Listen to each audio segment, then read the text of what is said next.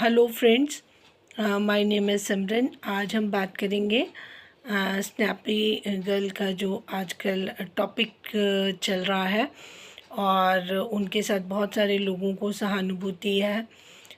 हम सब चाहते हैं कि वो एक अपनी लाइफ को अच्छे तरीके से व्यतीत करें और इन सारी प्रॉब्लम से वो बाहर आ जाए। लेकिन जो देखिए, हर एक बात का हर एक सिक्के के दो पहलू हैं, हर एक बात के दो रुख तो ज़रूर होते हैं। जैसे कि मैंने पहले भी बताया था कि जो स्नैपी गर्ल के हस्बैंड थे, उनकी मदर ने 2 बार अपने बेटों को खोया। ये बहुत ही किसी माँ के लिए भी दुख की बात होती है और वो मतलब उनके लिए भी बर्दाश्त करना मुश्किल है।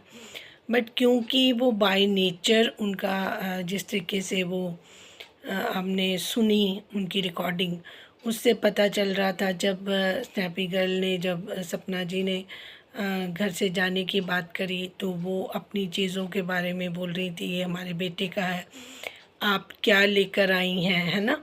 तो ये मतलब जो आप लेके आई थी, आप अपने मायके से नहीं लेके आई थी, है ना।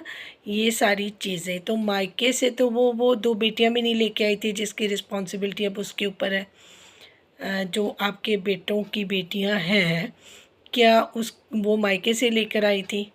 तो फिर जो उनके फादर उनके लिए उनका जो राइट छोड़ कर गए हैं, उनके जो असेट हैं, जो उनका पैसा है, तो फिर तो वो उसी को मिलना चाहिए, उसकी बच्चियों को मिलना चाहिए। उस पे आप कैसे अधिकार कर सकते हैं? तो मुझे इस चीज़ का बहुत दुख भी है कि लोग अभी इस मेंटालिटी से बाहर नहीं निकले हैं। इससे साफ ज़ाहिर होता है कि उन्होंने सपना को कभी अपनाया ही नहीं। जो उन्होंने पहले बताया कि जो भी उनके जो फर्स्ट हस्बैंड के साथ सूरज जी थे, वो उनके बीच में आपस में झगड़ा वगैरह जो हो रहा था करवाते थे। तो ये अमूमन लोगों के घरों में देखा जाता है कि मदर इन लॉ को लगता है कि ये घर मेरा है, जबकि वो भी इस घर में शादी करके आती हैं, वो भी पराई ही होती हैं। बट काफ़ी साल जब बच्चे बड़े हो जाते हैं तो उनके जो अधिकार है उनको लगता है कि वो ज़्यादा हो गया। हालांकि वो भी इस घर में पैदा तो नहीं होती, वो भी बाहर के घर से आती हैं, जैसे सपना आई थी। सपना को भी शादी के बाद काफ़ी टाइम हो गया, उनके 2 बच्चे हैं, तो वो भी अपना घर परिवार सब कुछ छोड़कर वहाँ पर सारे हक अपनी भाभीयों के लिए छोड़कर वो आपके घर में आई थी। फिर आपकी कोई और लायबिलिटी नहीं है, सारी लायबिलिटी अब जो है वो सपना की है। आप उसको मॉरल सपोर्ट नहीं कर सकते। फाइनेंशियली जो उनके हस्बैंड का हक था वो आप मार रहे हो।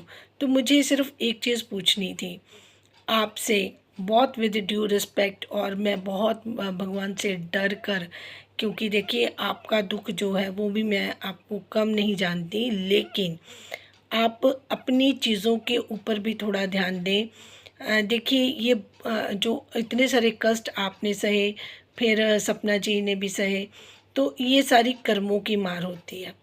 जब इंसान कर्मों के अंदर आता है ना, तो हमें वो भुगतने पड़ते हैं।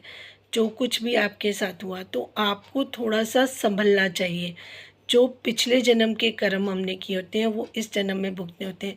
अब अगर हम इस जन्म में भी ये सारी चीज़ें करें, उनको अपनी बहू को अधिकार ना दें, उनकी बच्चियों को, जो आपके बेटों की निशानियाँ हैं उनको आप घर से जाने के लिए बोलें, और जो उनके जैसे वो बता रही थी मथुरा का घर था, उसमें मेरे पैसे लगे थे, उनके हस्बैंड राजवीर के लगे थे, तो उन पे भी आप छीनना चाहते हो इस एज में आकर, जबकि हम सब ने जाना है, पता नहीं हमारी बारी कब आ जाती है ना।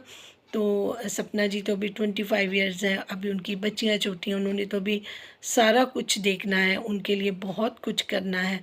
तो मुझे लगता है कि ये छोटी बातें होती हैं कि ठीक है, वो कहती हैं कि मैं और कमा लूँगी, मैं अपने बच्चों को अच्छे से रख लूँगी।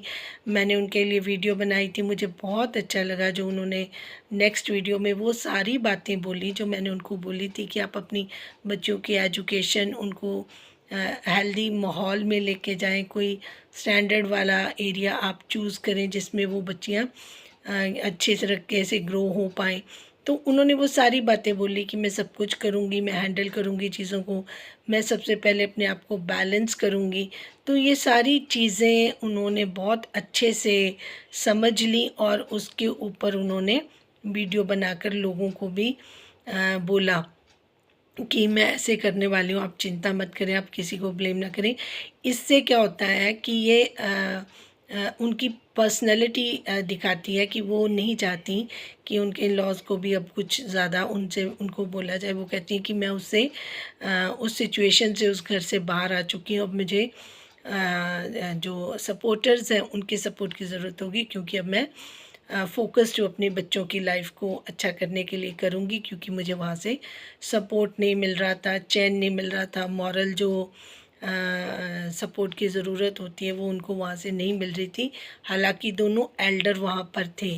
तो चलो ठीक है, उनका जो डिसीज़न है वो हमें भी बहुत ठीक लगा, क्योंकि हम भी चाहते थे कि ये भी सुकून से रहें, वो भी सुकून। कई बार साथ रहने से ना तो दूरियां बढ़ती हैं, और जब हम दूर जाते हैं तो फिर नज़दीकियाँ आनी शुरू हो जाती हैं। तो ठीक है, उनको भी थोड़ा सा एहसास होगा कि क्या उन्होंने खोया, क्योंकि एक उनकी जो भाई की बेटी उन्होंने रखी हुई थी, अंशु, जो बहुत सपोर्टिव थी उनके सपना जी के साथ, तो उसका भी एक काफ़ी अच्छा रोल है, पार्ट प्ले उन्होंने किया। देखिए, बाकी रिश्ते उनके कार्मिक थे, उनको भी अपने कर्मों के हिसाब से ही रिश्ते मिले थे। चाहे वो सूरज जी थे, उन्होंने अपने वो कार्मिक टाइम को गुजारा। फिर उनके जो सेकंड हस्बैंड आए वो काफ़ी सपोर्टिव थे, जैसे वो बता रही हैं, तो वो उनके सोल पार्टनर हो सकते हैं। लेकिन उनके शायद कर्मों की वजह से उनको इस चक्रव्यूह में डाला गया है, और शायद उनको और ज़्यादा शार्प करने के लिए स्थितियाँ ऐसी दी गई हैं, क्योंकि जब बंदा डिपेंडेंट होता है ना, तो उसके अंदर सारे गुण छिप जाते हैं। जब उनको ऐसी परिस्थितियों में डाला जाता है, चैलेंजेस उनकी लाइफ में आते हैं, तो वो इंसान और निखरता है, उसके अंदर जो क्वालिटीज़ होती हैं वो सामने लेके आता है। तो मुझे लगता है कि अब ये चैलेंज इनको लाइफ में मिला है अपनी बेटियों का भविष्य सुधारने का, तो मे बी ये बहुत अच्छे से अपनी ज़िंदगी को भी आगे लेके बढ़ेंगी, अपने काम को लेके और सिंसियर होंगी, उसको अच्छे से और निभा पाएंगी।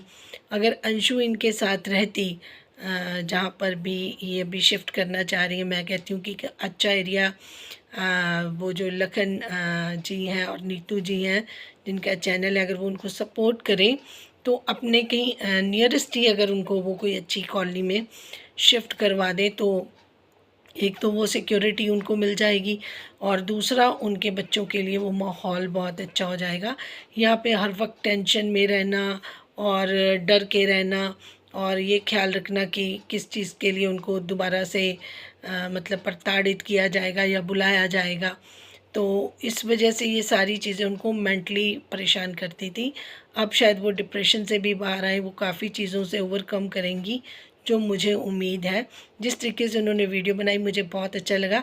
ऐसा काम सितारा नहीं करती। देखिए, जिस तरीके से उन्होंने अपने इन-लॉज़ के लिए भी बोला कि आप उनके लिए भी ज़्यादा बात बुरा ना कोई करे, मैं अभी ठीक हूँ, मैं स्टेबल हूँ, उन्होंने अपनी सारी सिचुएशन क्लियर करी।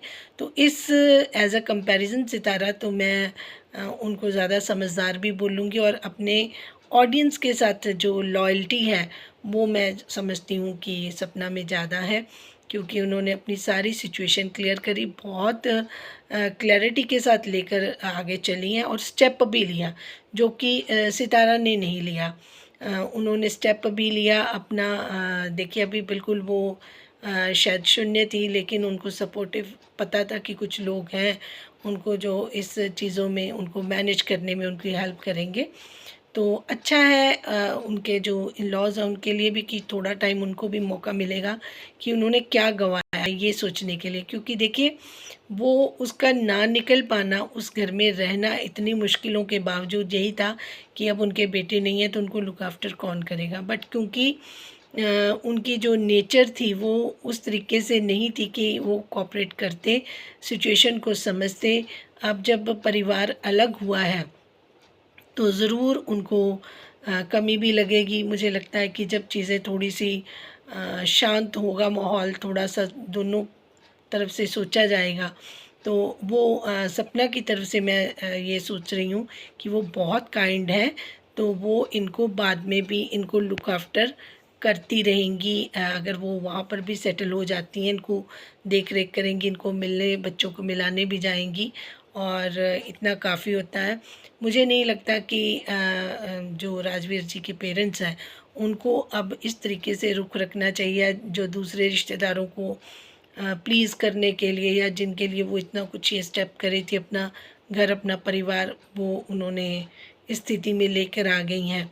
तो अब उनको कुछ हासिल भी हो पाएगा, क्योंकि देखिए बेगाने बेगाने होते हैं।